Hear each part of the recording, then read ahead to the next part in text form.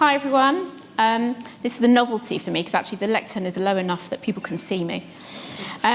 So the focus of my talk today is about fair pay, and it's quite an apt topic because my name literally means fair. However, as this chart so eloquently illustrates, whilst my name has been around for a very long time, it's seemingly in terminal decline in terms of its popularity. So there's very few baby Justines being named anymore. But the same can't be said for the concept of fairness and the increasing focus on the need for fair change.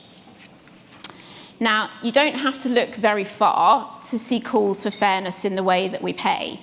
There is a deep sense of injustice at the moment around pay, and that's being driven by lots of different factors, notwithstanding the cost of living crisis, wealth inequality, and so wealth distribution and gender inequality. Now, as a principle, I don't think any of us goes out there to pay unfairly intentionally, but the reality is most reward frameworks are seen by employees as being unfair.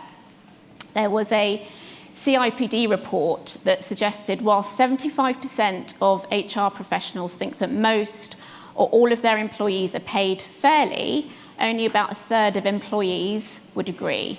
And that was this was a survey done by PayScale, and as you can see, they're suggesting it was even less. So it highlights the scepticism that people have around pay fairness. And when you aren't seen to be paying fairly, it can be detrimental to your business. So one study showed that employees who don't understand their company's pay processes are 60% more likely to leave the organisation.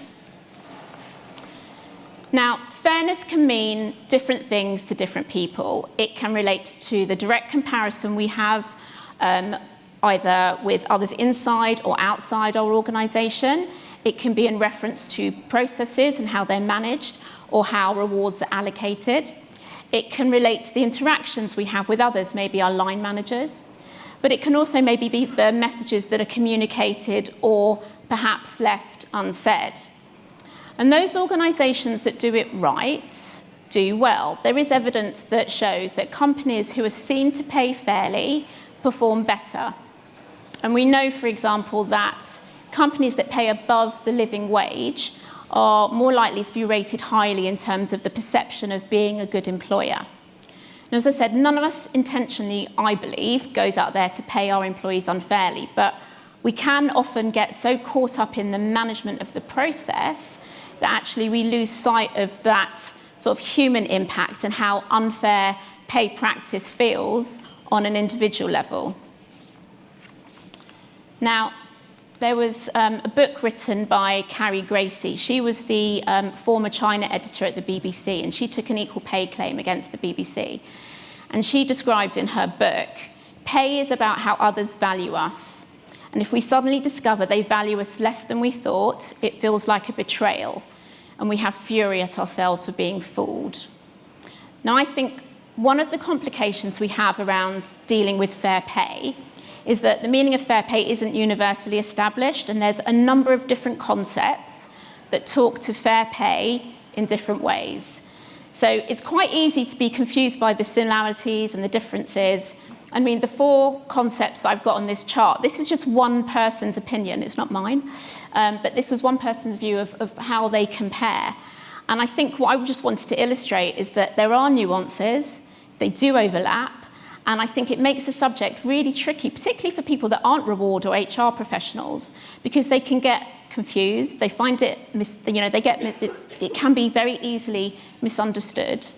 And as I suggested, it can also be deeply personal. Now, government legislation can have a significant role to play in the fight for fair pay.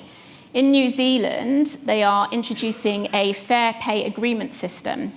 So that's a mechanism for binding terms and conditions and minimum terms and conditions that are being set across the industry and sector. And this is something that actually Labour have talked about. So if they do come into power, having the idea of having a fair pay agreement is something that they would like to bring in. Elsewhere in the EU, they're bringing in a pay transparency directive. So this is going to come into force in 2024. And the idea is that it bolsters equal pay protection across the EU. And while some of the things included in it are not necessarily new, so for example, not asking candidates about pay history, we've seen in the US particularly that's got quite a lot of momentum in a number of states. There are a number of aspects included within this directive that I think are quite interesting, including job applicants having the right to receive information about the initial level of pay for the role that they're applying for, so you wouldn't be able to say competitive pay. Workers being entitled to request information from their employer about how their individual pay compares to the average. And also, employers are going to have to share descriptions of criteria that they're using to determine pay levels and career progression. And then, unlike the UK, they are also reducing the thresholds for gender pay reporting disclosures for companies of at least 50 employees. And where reporting reveals a gap of at least 2.5%, and that can't be justified objectively, those organisations are going to have to conduct a pay assessment.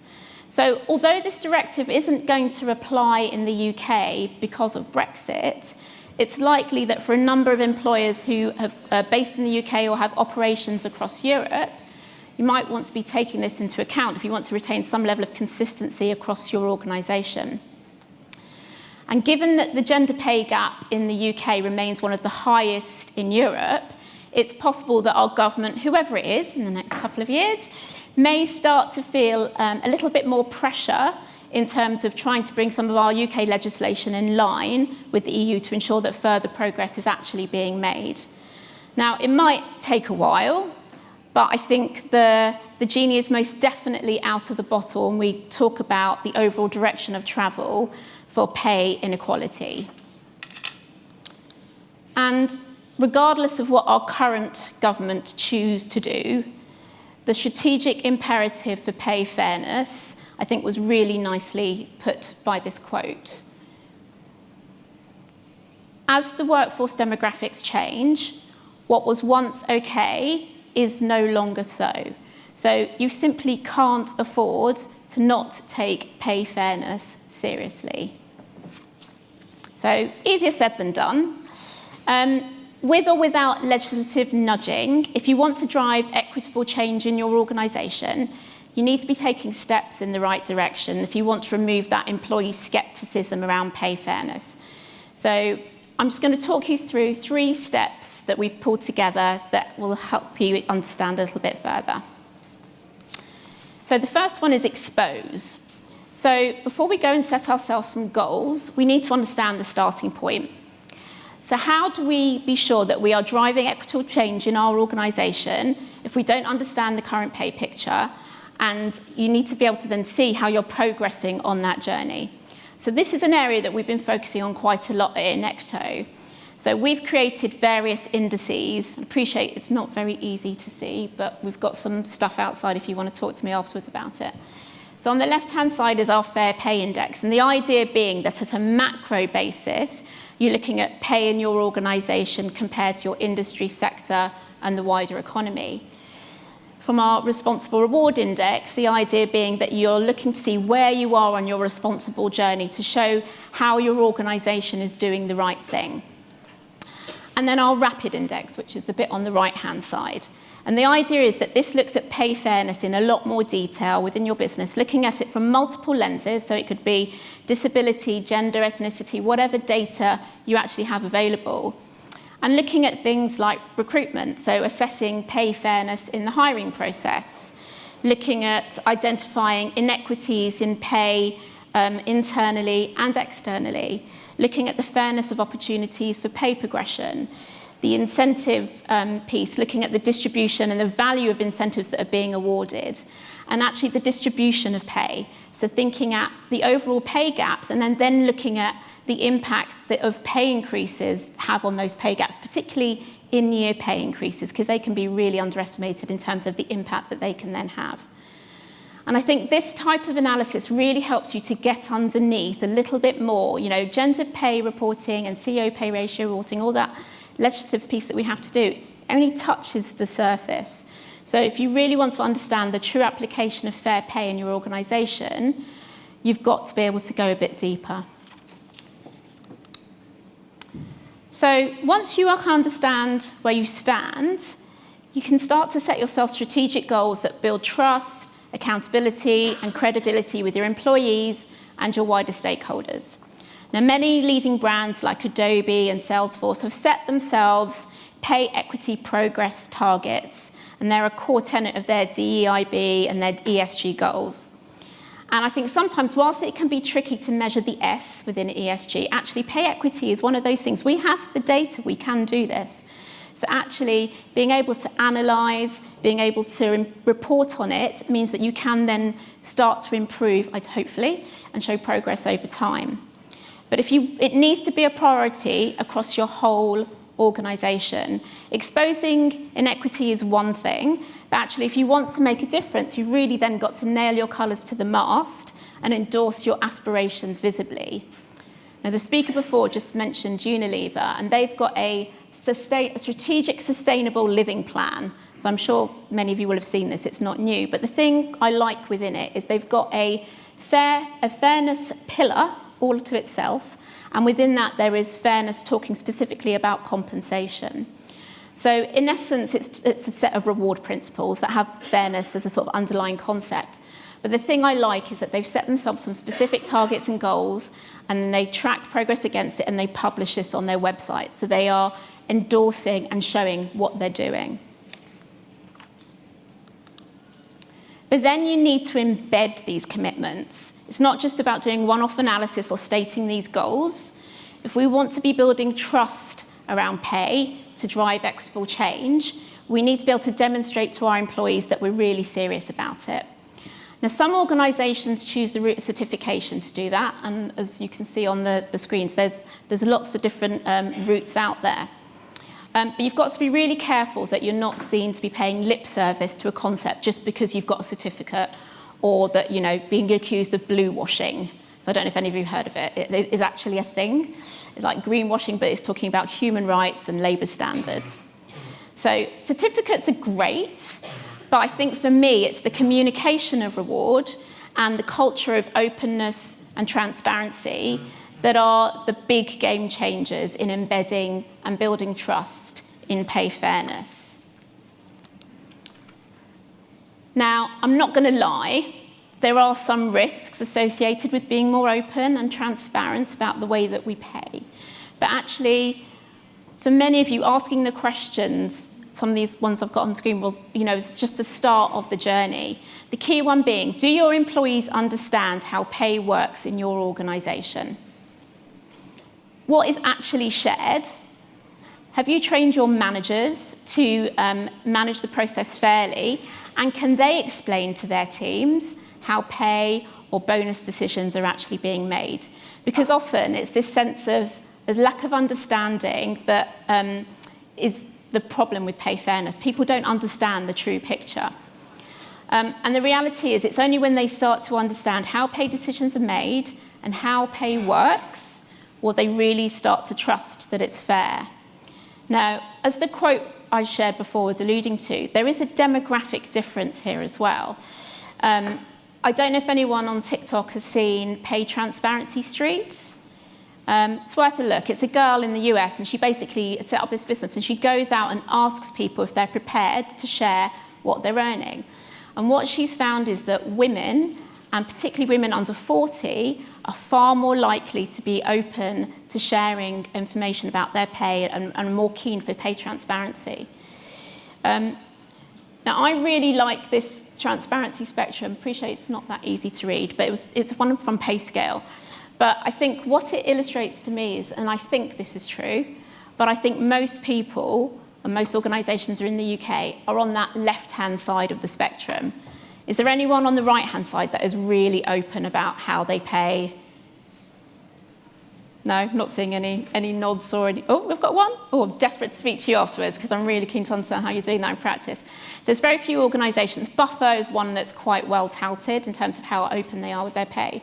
But I think for most organisations, there is quite a long way to go in terms of getting really transparent around pay and how pay works. Now, what I've spoken about so far focuses on fair pay for the longer term. But actually, we're all finding ourselves at the moment dealing with critical pay decisions in the here and now, particularly managing in the cost of living crisis that we find ourselves in. But the risk is that we make decisions in the short term that can have a detrimental impact on pay fairness in our organisations. So we need to be making sure that our hiring decisions don't create or exacerbate pay problems for the future. And one of the things that we've used with our clients is our Pay Lab tool, so that little screen thing on the left. And the idea being that you can compare how your people are paid to the market and to each other, and you can overlay lenses like gender and ethnicity and so on.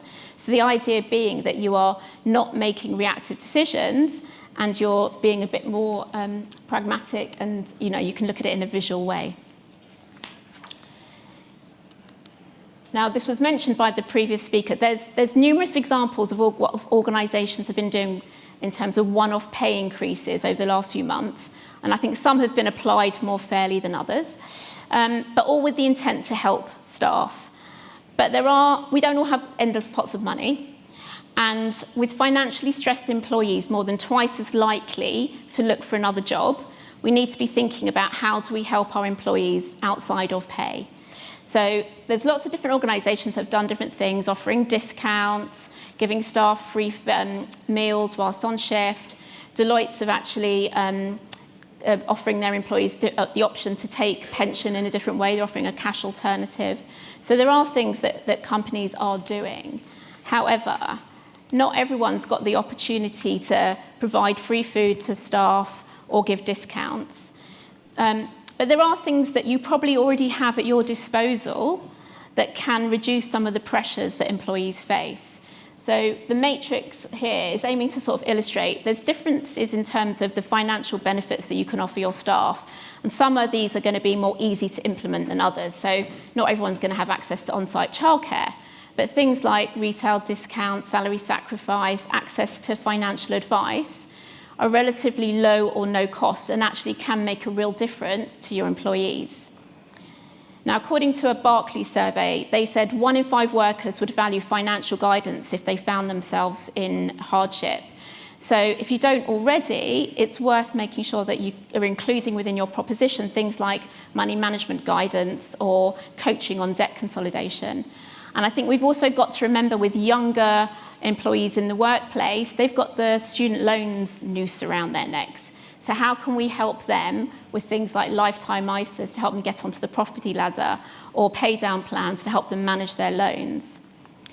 But this was alluded to in previous previous talks before. The reality is, despite offering all of these great initiatives, there are a huge number of employees who don't understand what's already available to them and how to access it. And this is where tech can really make a difference, because if you want to get best bang for your buck, you need to be thinking about tech, particularly mobile-enabled tech, which enables you to bring your whole proposition together, because it makes it much easier to communicate and share information around benefits. And if you include things like total reward statements or pay slips, you're giving your employees an opportunity to have that conversation with you. And I think what it means, if you think that of the total benefits that employees receive beyond wages can add up to 35% of their salary, that's quite a big chunk there. So we need to be reinforcing the totality of rewards to take the focus away from just pure base pay. Now, I've just had the 2-minute sign, so I'm going to start to wrap it up. I'm going to be out on the stand today, so if you want to talk to me or my colleagues, we'll be there today. We are offering the opportunity to win Carrie Gracie's book, if you're interested, and also a free fair pay audit. So I'm just going to leave you with the thought that if we really want to drive equitable change, we've got to remember that whilst we're juggling these short-term pressures, we need to be keeping our eyes on the longer-term impact of our actions so that fair pay is given in the future. Thank you.